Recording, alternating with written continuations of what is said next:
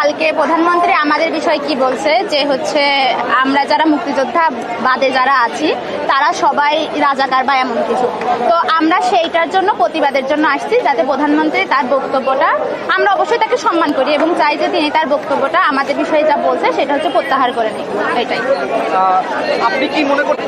দেখুন, আমরা আমাদের সাধ্যমতো আন্দোলন করছি বা আমরা যা পারি আর সেটাই করছি।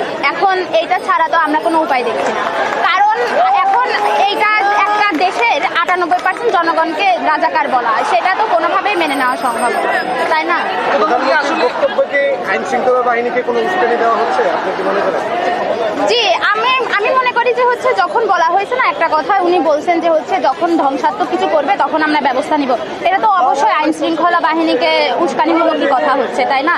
যে আমরা তো ধ্বংসাত্মক, আপনারা তো দেখতে পাচ্ছেন যে আমরা এখানে ধ্বংসাত্মক কিছুই করছি না বা করতে চাচ্ছিও না, কিন্তু যখন আমাদের সাধ্যের বাইরে চলে যায় বা আমাদের বিষয় হচ্ছে মামলা দেওয়া হচ্ছে বা অন্য কিছু করা হচ্ছে কোনো কারণ ছাড়া, তখন তো এটা হচ্ছে আমাদেরকে উস্কানিমূলকই একটা বিষয় হয়ে যাচ্ছে। কারণ আমরা হচ্ছে গতদিন যখন ছিলাম 12 তারিখে, তখন আমরা নিজের চোখে দেখছি যে এখানে কোনো ধরনের কোনো রকম হচ্ছে ভাঙচুর বা কিছুই হয়নি এবং পুলিশও প্রথম সেটা স্বীকার করছে, বাট পরে বলা হয়েছে যে হচ্ছে আমরা নাকি গাড়ি ভাঙচুর করছি বা এমন কিছু। তখন হচ্ছে আমাদের কিছু ভাইদেরকে তাদের নামে হচ্ছে মামলা দেওয়া হয়েছে, কিন্তু এটা তো কোনোভাবেই মেনে নেওয়া যায় না। আসলে দেশবাসী, বিশেষ করে ছাত্র সমাজ প্রচণ্ড পরিমাণে ক্ষুব্ধ হয়েছে এবং একজন দায়িত্বশীল সরকারের প্রধান হিসাবে তার যে বক্তব্য সেটা কোনো দায়িত্বশীল বক্তব্য হতে পারে না। একজন ছাত্র হিসাবে আমি নিজে এই বক্তব্যের প্রতিক্রিয়া হিসেবে ক্ষুব্ধ প্রকাশ করতেছি। একই সাথে গতকালকে যে সারা বিশ্ববিদ্যালয়ে দেশের বিভিন্ন বিশ্ববিদ্যালয়ে ছাত্ররা যে প্রতিবাদে বিক্ষোভ করে এবং বিশেষ করে ঢাকা বিশ্ববিদ্যালয়ের মেয়েদের হলগুলোতে এই তালা ভেঙে একের পর এক এই দল ভেদে মেয়েরা রাস্তায় নেমে আসছে, এটা আমরা বিগত সময়ে আমরা দেখছি। যখন দেখা যাচ্ছে এই ধরনের ঘটনা ঘটে, এই ধরনের দেখার জন্য বক্তব্য দায়িত্বশীল ব্যক্তি প্রদান করে, তখন মেয়েরাই সবসময় সোচ্চার ভূমিকা পালন করে। কিন্তু গতকালকে ক্ষেত্রে দেখলাম আমরা রোকেয়া হল দেখলাম, সুপ্রিয়া কামাল হল দেখলাম, শামসুন্নাহার হল দেখলাম, সেই সব হলে মেয়েরা তালা ভেঙে মূলত রাজপথে নেমে আসে।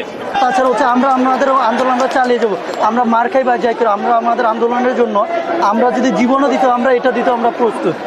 বাট ছাত্রলীগ যদি আমাদেরকে প্রথমে করে এই যে মারতে আসে, তাহলে আমরা কিন্তু তাদেরকে কিন্তু ছাড় দেবো না, আমরাও তাদেরকে শক্ত হাতে প্রতিহত করবো। এটা যেই হোক, শুধু ছাত্রলীগ না, ছাত্রলীগ হোক বা যে কোনো ছাত্র সংগঠন হোক, আমরা কাউকে ছাড় দিব না। আসলে কালকে দলীয়ভাবে প্রাইম মিনিস্টার আমাদেরকে তিনি অনাকাঙ্ক্ষিতভাবে কিছু আমাদেরকে উদ্দেশ্য প্রণোদিতভাবে তিনি আমাদেরকে সরাসরি ইনডিরেক্টলি রাজাকার উপাধি দিয়েছে। আসলে দেখেন, মুক্তিযুদ্ধের সময় মানুষ ছিল কয় কোটি, 2 কোটি মানুষ ছিল, ওখান থেকে 7 কোটি মানুষ ছিল মুক্তিযুদ্ধের সময়। 7 কোটির মধ্যে তো সবাই মুক্তিযোদ্ধা না, সরকারিভাবে তখন মুক্তিযুদ্ধ হয়েছিল প্রায় 2 লাখের মতো মুক্তিযোদ্ধা ছিল, 2 লাখ বা 1 লাখের মতো মুক্তিযোদ্ধা ছিলেন। বাট এখন আমাদের জনসংখ্যা হয়েছে 16 কোটি। 16 কোটির মধ্যে সবাই 1 ভাগ মুক্তিযোদ্ধা, আরেক ভাগ রাজাকার, মাঝখানে কি সাধারণ মানুষ থাকতে পারে না? উনি মাঝখানে সাধারণ মানুষের কথা বিবেচনা না করে একবারে মুক্তিযোদ্ধা এবং যারা মুক্তিযুদ্ধের কোটা বিরোধিতা করছে তাদেরকে তিনি একবারে সরাসরি রাজাকারের তালিকা অন্তর্ভুক্ত করেছেন।